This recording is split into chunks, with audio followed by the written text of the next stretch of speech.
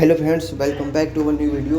तो फ्रेंड्स, जितने भी लोग डीएलएड सेकेंड सेमेस्टर में हैं उनके एग्ज़ाम होने वाले हैं मार्च के लास्ट सप्ताह में या अप्रैल के प्रथम सप्ताह में। उनके एग्ज़ाम कराने निश्चित हुए हैं, संभावित हुए हैं। तो कुछ इम्पोर्टेंट प्रश्न टॉपिक को मैं लेकर चलूँगा। हर सब्जेक्ट से कुछ ना कुछ टॉपिक लिया करूँगा और उनको आपको बताएंगे। डेली एक ना एक वीडियो आया करेगा। तो चलिए आज का ये वीडियो शुरू करते हैं। और आज का जो मोस्ट इम्पॉर्टेंट प्रश्न है, टॉपिक है, वो है वैदिक कालीन एवं बौद्धकालीन शिक्षा में प्रमुख अंतर बताइए। तो इसका उत्तर हम लिख सकते हैं, बौद्ध शिक्षा एवं वैदिक शिक्षा में निम्नलिखित असमानताएं थीं। तो चलिए दोनों के बारे में बता देते हैं कि बौद्ध शिक्षा में क्या होता था और वैदिक शिक्षा में क्या होता था। तो चलिए बौद्ध शिक्षा के बारे में बताते हैं।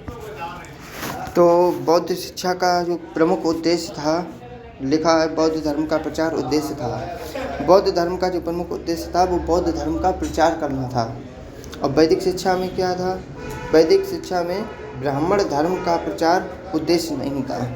वैदिक शिक्षा का जो उद्देश्य था उसका उद्देश्य ब्राह्मण धर्म का प्रचार करना बिल्कुल भी नहीं था।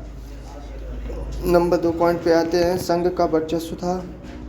और वैदिक शिक्षा में लिखेंगे गुरु का वर्चस्व था। इसमें गुरु को, वैदिक शिक्षा में गुरु को प्रधानता दी गई है। बौद्ध शिक्षा में अगला लेते हैं, शिक्षा समुदाय प्रधान थी। और वैदिक शिक्षा में लिखेंगे शिक्षा परिवार प्रधान थी। बौद्ध शिक्षा में लिखेंगे कालांतर में विलासिता की ओर अग्रसर। और वैदिक शिक्षा में लिखेंगे जीवन सादगी पूर्ण था। बौद्ध शिक्षा में लिखेंगे उपसंपदा संस्कार के बाद आजीवन ब्रह्मचर्य।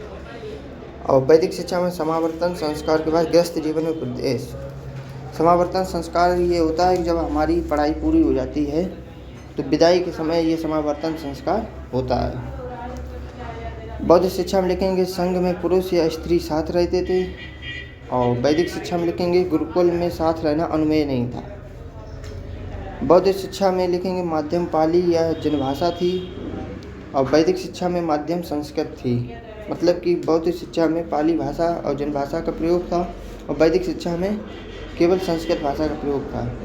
बौद्ध शिक्षा जाति धर्म से परे थी और वैदिक शिक्षा जाति पर आधारित थी। मतलब कि वैदिक शिक्षा में कुछ विशेष वर्ग के लोगों को ही शिक्षा दी जाती थी। बौद्ध शिक्षा में लिखेंगे संघ का विद्यालय पर नियंत्रण। और वैदिक शिक्षा में लिखेंगे गुरुकुल नियंत्रण से मुक्त। जो वैदिक शिक्षा में गुरुकुल हुआ करते थे वो उन पर किसी प्रकार का कोई नियंत्रण नहीं था।